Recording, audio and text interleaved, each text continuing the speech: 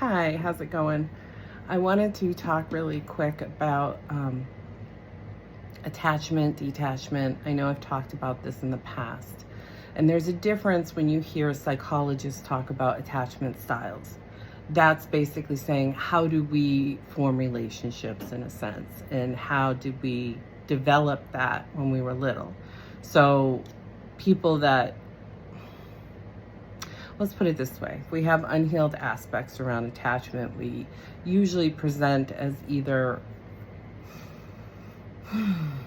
anxiously attached or avoidantly attached, okay? There's a couple others, but ultimately we're looking to have a healthy attachment style. That's something different than what I'm going to be talking about. When I talk about detachment, I'm not talking about healthy connections, okay? I'm talking about, when I say attachment in this other context around detachment, I'm talking about control, in a sense, and probably more of a anxious attachment style, okay? We want to detach from that, if you will. Codependency, things like that. Because all that is trying to control our environment while not doing the internal work. Okay, so we basically project out this need for control and then allow our inability to control people, unless we really resort to some toxic behaviors. And even then, you're not truly controlling them, you are giving the illusion of control. But in any case, people get away with it because oftentimes the people that are susceptible to that are the ones that give their power away, because that's how they've been conditioned, okay? And that's their internal belief system. And that's why it's so important that when you're in that kind of a dysfunction, you really need to go internal and heal yourself. Because when you heal yourself and look at those wounds that we're so afraid of, and heal through that and grow through that, put it in its place, if you will, then people lose that ability to control you, whatever they want to define it as, okay? So in any case, in this podcast that I was listening to, or this speaker, they were talking about how detachment does not equal apathy. So the goal around detachment isn't to be apathetic and do it because I don't care. The more we say I don't care usually indicates that we do care. And I know that because I used to say it all the time. When you detach in a healthy way, and that's not just people, okay? When I talk about detachment, I'm not saying just around people. It's around belief systems, thought processes, behavioral patterns that have maybe kept us stuck, in a sense, or feed this belief system that we're stuck, or feed this disempowerment idea, okay? It's all an illusion, but it becomes our reality if that's our focus, if that's our true belief system. But beliefs can be changed. It just takes a lot of internal work. So it's not easy work. I say this all the time, and this is one of the number one reasons why people oftentimes don't want to do the work. They don't want to heal, because not only do they not want to look at the big, bad, ugly, okay, which is whatever it is that we're afraid of, and we all have fear around something, okay, or at least we did. Everyone's different, right? Some people have been doing work a lot longer than others, but we all have something to heal and grow through, okay? So whether it's that initial step of having to look at the monster in the closet, if you will, and then the belief systems that are attached to that, you know, because then, oh my God, I look at that, it's gonna tell me my worst belief system or my worst fear, which is I am guilty, or I did this, or I could have gotten out of this sooner, or whatever. It's different for everybody. But there's always some level of belief system that keeps us in behavioral patterns, and it's our beliefs that stimulate our thought processes, okay? So it's all connected. That's why sometimes just paying attention to and making connections around patterns of thoughts can help us dig deeper and understand what are those unconscious belief systems that fuel these thoughts or patterns of behavior, and what are the thoughts that lead to that, or the emotions, or the whatever. It's all connected. It all leads back to these belief systems that sometimes were projected onto us. Okay? If you think of someone who's really afraid of, if their fear is, I don't know, maybe they really believe they're terrible people and that they're going to go to hell. Okay? I know people that stay in all kinds of things that they know aren't good for them out of the fear of their eternal soul. Okay? I'm not going to tell you what's right or wrong in your life, but I know my God doesn't roll like that. So, my God would never tell you to stay in any kind of abusive scenario or situation. Ever. That's not love. That's control. And if you read and you study religion, then you know in the Bible, at least for Christianity, because Judaism is, correct me if I'm wrong, is mainly based on the books of Moses and the Old Testament, whereas Christianity has the New Testament. And the New Testament, for Christians, rewrites the Old in a sense. The Old is there to teach and to whatever, but the New Testament is what you really follow if you're a Christian. You learn from the Old. There's a lot of wisdom in that. My favorite book is the book of Proverbs. I lived most of my life based on that book and the wisdom that taught me. Because all of those things, for the most part, are still true today. They're still true. It's a great book for wisdom. That aside, the greatest of these three, hope, faith, and love. Love is the greatest.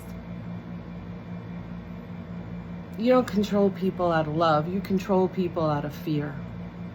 You control anything out of fear. Control is one of the number one symptoms of anxiety. Because control is avoidance. If I can control this, then I can avoid this circumstance or avoid feeling like this. So if you exert a lot of control in your life and that's something that you feel safe under, then that's anxiety. And I don't know anyone that doesn't experience that, at least circumstantially, in their life at some point. All right? So this isn't about labeling, judging, or any of that stuff. It's really about noticing these patterns within yourself. Do I need assistance with this, or is this something I can work through myself by asking myself these why questions that I talk about? Because the why brings us a little deeper if we keep asking why. Our brain works through associations, amongst other things, but that's, it's associated thoughts that trigger different tunnels down our brain. Okay. That aside, when I talk about detachment, I'm saying once we can heal some of these unhealed aspects, we can detach from that control, whether it's put on us from someone else or put on us from ourselves. Because oftentimes we are our own worst enemy, and we're not really an enemy, but our brain sometimes trips us up out of its desire to keep us safe. It tells us that that's scary. And maybe it was at a certain time in our life. But that's the importance of sitting with things so that we can take a different perspective on it in order to take back our power. But when you're dealing with toxic the toxicity. I don't want to label a whole person as toxic because they have toxic behaviors, because you name me a person, I'll name you at least 1 to 3 toxic behaviors. We all got them. However, when we specifically around trying to control someone, sometimes it's out of fear of losing them, or sometimes it's out of fear of losing the illusion that's around them, or losing the assets that come with them. I don't know. It really depends. Sometimes we're doing it because we're reenacting our own childhood and we forget that this is a whole different scenario.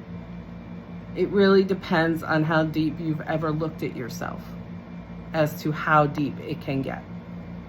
Okay? Some people would say, well, that's delusional. But there are people that have delusions.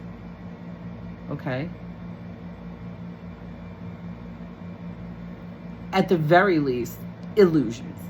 And that's everybody. We all have illusions around something. To some degree. Not necessarily to the degree of diagnoses, right? But we all harbor some level of illusion. That's why we like movies, right? Some people more than others. I've always loved my distraction of movies, books, reading, but I also love learning from reading. So, and there's a lot to learn in movies too. Depends on what you're paying attention to. But anyway, that aside, that's what I'm referring to. A detachment doesn't mean we're apathetic. Doesn't mean we just don't care what comes and goes at all, and that we're just happy with life. That can be an illusion too. You can be happy with life, and you can get to a place where you are accepting of things leaving your life as well as coming in if it serves you. However, I'd like to think we always care to some degree. And if we are apathetic, that's an indication that there's something else going on. Okay? That's usually some kind of illusion around, I don't care, and maybe I even believe it. At one point in my life when I was saying I don't care, I really believed it. Until I deep dived on myself and I was like, oh, you care. You care more than you think. And that's often the case if we feel the need to announce it, right? Sometimes we just don't want other people to know we care. But at the end of the day, when we are in a healthy state of detachment, it's saying that we're allowing things to go. So if I have someone come up to me in my life and they're like, you're no longer good for me, I don't want to be associated with you anymore, I'm not going to fight for that. I'm going to just release them. Will it break my heart? Depending on the relationship, probably. Most of us aren't stranger to that. It plays out differently in different situations, but at the end of the day, when you're healing, you don't chase, right? If I'm not what you want in your life or what you can handle, then go. And not out of malice, go with love. I wish the best for you. Truly. Honestly. We're not all for everybody. Okay? And that's okay, because I know I'm not desiring to be in everybody's life that I meet. So it would be really self-deceptive if I thought everyone should want me in their life. No. Seriously. I get it. But that's just life. We're not in alignment with everybody. Sometimes people aren't going to like us, and that's okay. Healthy detachment is okay with that.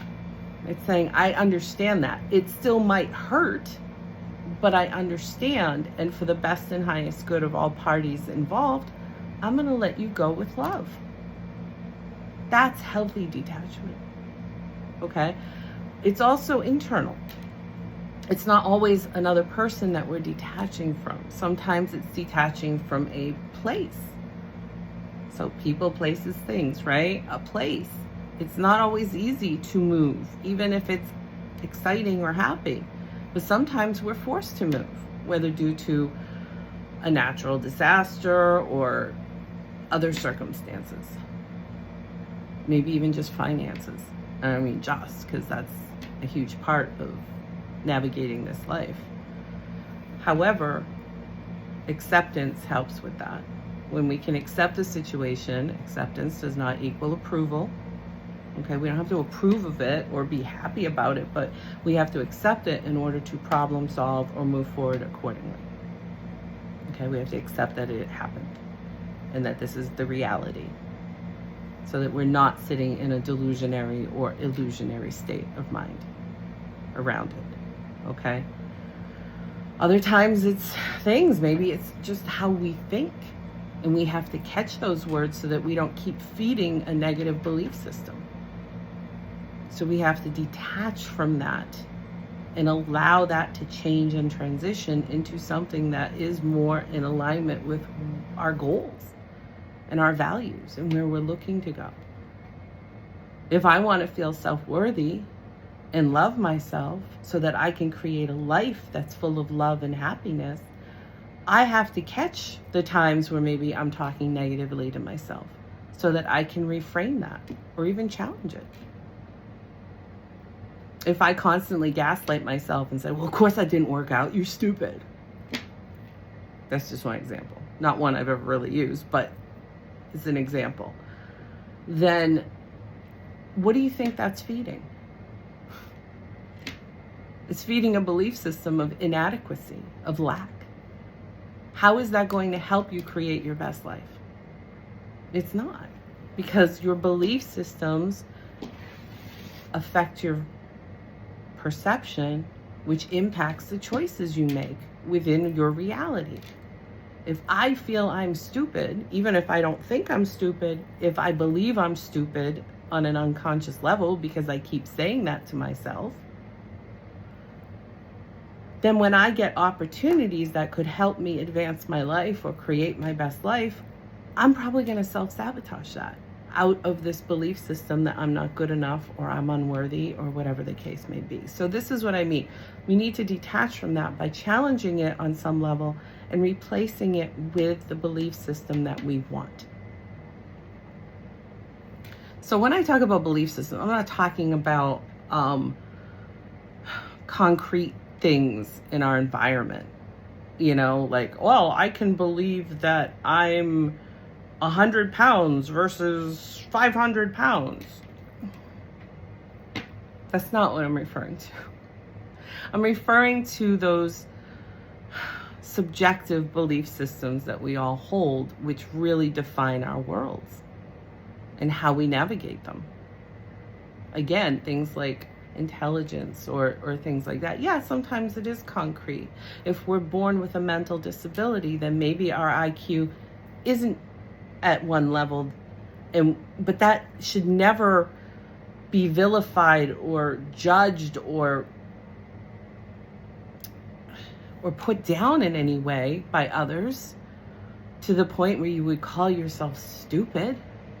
That's just negative, toxic judgment, right? So we have to be careful of how we talk to ourselves.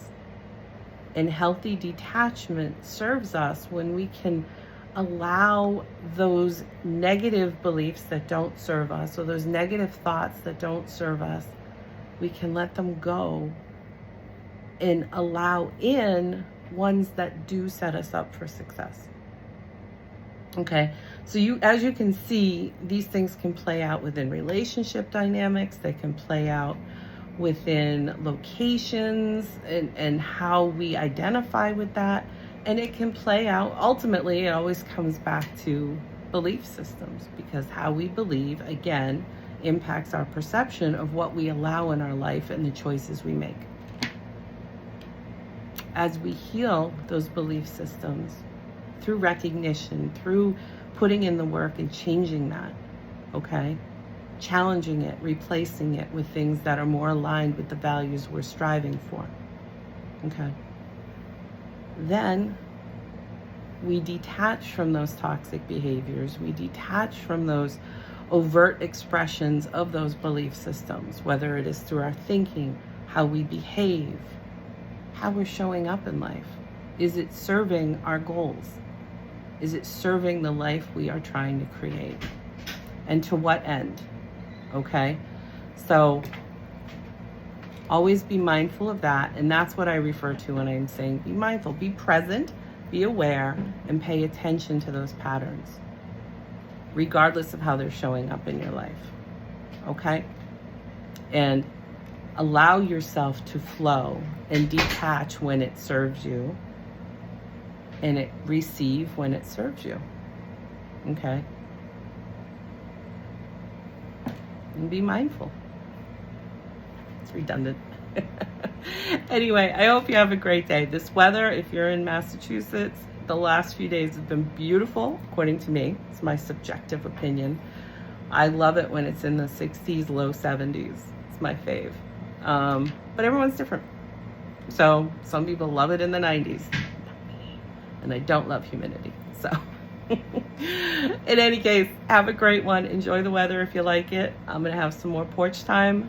I just went for a wonderful walk, earthing with the dog. Get out in nature. Get out in nature. As long as you don't have allergies. So do what you can with the constraints that you have in your life and work with that. Start where you're at and you move forward accordingly. Okay? In the meantime, I wish you well, and I'll talk again soon. Bye.